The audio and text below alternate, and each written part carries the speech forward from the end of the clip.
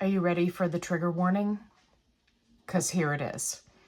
If talking about eating disorders or disordered eating or seeing images pertaining to such bother you, trigger you, upset you in any way, then please skip this video and come back for another video. I am going to be showing you a creator's video who is struggling with an ED, and it's a really important topic that I feel like more people need to talk about. So I just want to put the disclaimer out there. A, I'm not a doctor. B, if this sort of serious conversation triggers you, upsets you, is just not your cup of tea, that's okay. Go ahead and click off of the video now. Okay, for the rest of you who have decided to stay, I'm going to show you a video that came across my FYP on TikTok. And it really just broke my heart. I feel for this creator. I wish her the absolute best. And I think that there is a group of individuals that, because of the mental health challenges that they're suffering from, a GLP-1 medication may not be the best fit for them, which is why I always tell you, A, you need to talk to your doctor, and B, it's important that you have a doctor who's able to, walk you through everything with GLP-1s and monitor you closely while you take them. Whether you opt to go for a doctor in person or a telehealth company, it makes no difference to me as long as there is a doctor who is putting eyes on you and who is able to be supportive of you for whatever you need. And if it is outside of their purview, my hope would be that they would get you the help that you need. So, trigger warnings in place. Let's watch a couple of the clips. I just left the doctor's office. I went to get a checkup because I've been off of Ozempic for 2 months now, and I just wanted to see if my body was in better condition, if there were any permanent damages. And I'm kind of in shock right now because I wasn't expecting this. But I guess Ozempic can cause bone density loss, and I didn't think that that would happen to me because I was only on it for a year. But I have significant bone loss. I have osteoporosis and osteopenia, so that I don't know, there's like several of them that I have. And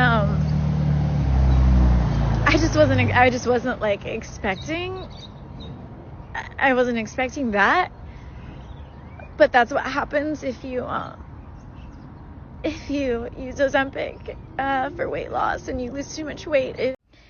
No, I did not get the Ozempic from a doctor. I have an eating disorder. It is very easy to get Ozempic these days, unfortunately. A lot of people are getting it that don't need it. That is the problem. I take full responsibility. I know it is my fault. I know that I did this to myself. I know that I hurt myself, and that's why I'm so upset. I'm not on here trying to get sympathy. I'm upset because I wish that I hadn't done this to myself, all to be so that I could be 79 pounds, right? I mean, that's not worth it. And the reason I'm sharing about it is because I don't want someone else with an eating disorder to make the same mistake as me. So this is the challenge of GLP-1 medications. When you have something that works so well, right? Which we've never really had before. These medications, these peptides are changing lives left and right. And I wanted to share the clippets of those videos because if you or someone you know is suffering, it is always in their best interest for you to talk to them about it But I want to encourage you to be sensitive, right? Be careful with your wording. Make sure that it's a one-on-one type of conversation, right? Preferably do it in person, not over text message or, on a phone call, if you can help it. And you always, always want to express to them that you are coming from a place of love and concern. Now, I'm not talking about people who are like the one in my question and answer video that are like, oh, my friend is taking this medication and now they're too thin and they look tired and haggard. What do I say to them? I'm not talking to them. Okay. I already gave you the answer to that question. It's in that video. You can go watch it. I'm talking about somebody who's really struggling with an ED, someone who has become, severely underweight, or you have genuine health concerns, right? Then there can be an appropriate time and place for you to express those concerns in a loving way. And you need to be prepared that you may not get a kind response, but it's important that people who are struggling, specifically with eating disorders, that they know that there are people around them who care about them. So you're not going to talk about the medication. You're not going to talk about the food. You're only going to talk to them about, hey, I love you. It seems like you're struggling. How can I help? What can I do?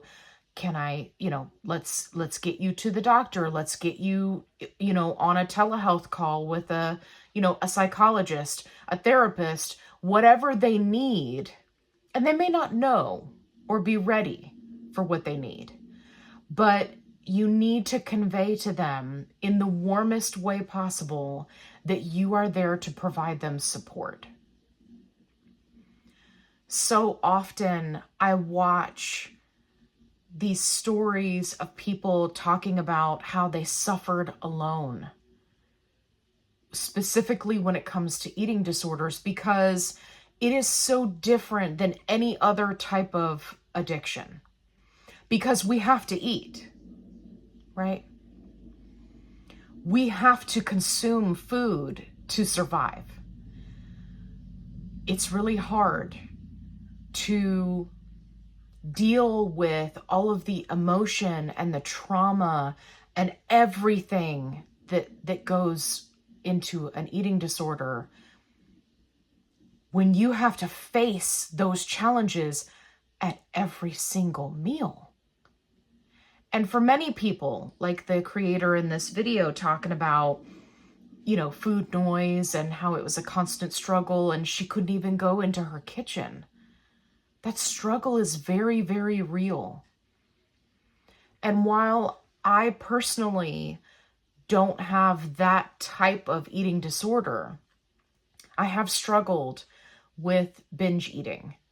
And so I understand the feeling of being out of control, of feeling like your life is not your own, that you're just a ghost going through the motions. That part resonates with me. And I just want to encourage everyone that if you feel like there's something going on, that you say something, but do it in an appropriate way, right? Be careful about your words, be supportive. Just let them know that you're there for them. Try to be more involved if they will allow you. If they have, supportive or concerned family and friends, you can talk to them. You want to be careful about doing that behind their back, right? Because that can be upsetting. So I always recommend that you talk to somebody face-to-face first. But sometimes getting, the collective support can be very helpful.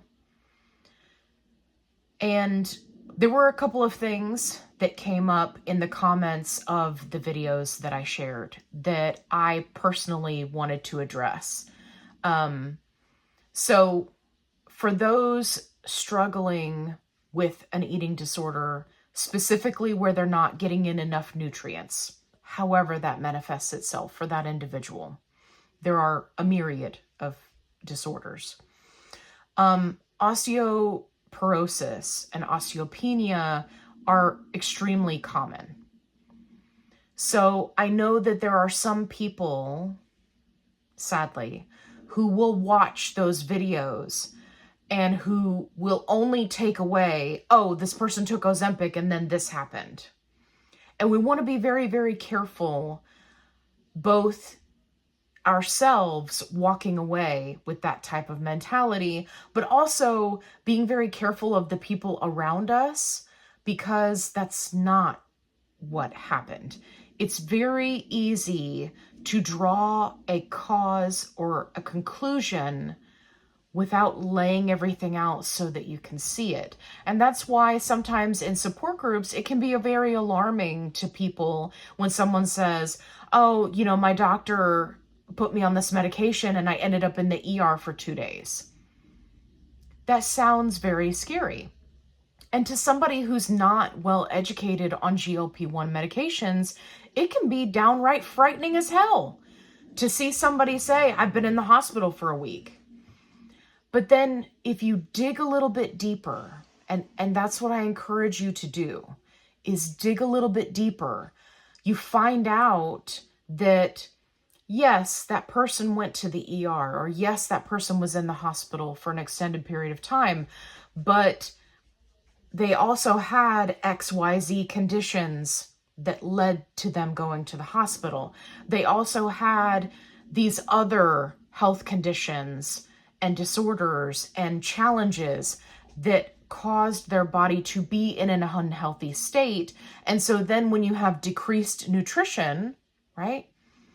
Because this is one of the things that I like to drive home to people, you have to eat on these medications. Is there an appetite suppressant quality? Yes. Do you still need to be meeting your calorie deficit goals, meeting those protein goals, meeting those water goals? Absolutely. Meeting those fiber goals. Don't forget fiber. It's really, really important. It's really important. So I encourage you that whenever you see these types of posts, don't leave a negative comment. There were a lot of people that were going after her and they were like, Ozempic didn't do this to you, you did this to you, right? That's not helpful. She's got enough going on. It's really more about her speaking her truth about what happened and how she's trying to turn it around. So I encourage you to be supportive of the people around you. Be supportive of others who are on this GLP-1 journey. Whether you feel that it's appropriate for them to be on the medication or not, you have to trust that their doctor is looking after them. And I just want to also touch on the fact that she stated in her videos multiple times that she was not seeing a doctor. And that's unfortunate, because I think that a doctor, right, she would have been having regular blood work. She would have caught things a lot sooner, which is why I always recommend that you do blood work every 3 months. Even if your insurance doesn't require it, mine doesn't require it, I have to pay out of pocket for that lab work every 3 months. It doesn't matter. It is worth it to you to catch something before it becomes a problem. If you or someone you know is struggling with mental health, please make sure you talk to them. Encourage them to get help. If you are a said individual, I encourage you to get help. And I want you to know that you're not alone. We're all out here doing the best that we can. And sometimes that's all you can do. But it's important to remember that you're not the only one. and I love you. Okay. If you enjoyed this video or you found it informational, helpful, encouraging, shed some light on a very touchy subject, then please give me a thumbs up. If you haven't already, subscribe. I'd love to have you along for the ride. Make sure you check out my other videos where I have helpful tips and tricks that can help you on your health journey. And as always,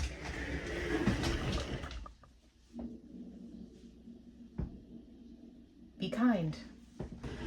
Rewind.